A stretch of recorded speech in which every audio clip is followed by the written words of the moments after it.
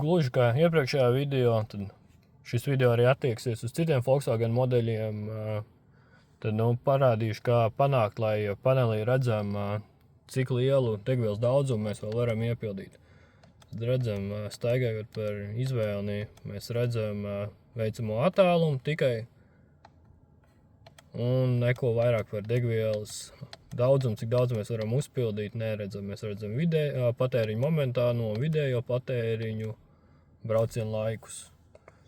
Tālāk, tad iesim un piekodēsim, lai redzētu, cik daudz degvielu mēs vēl varam ieliet automašīnā.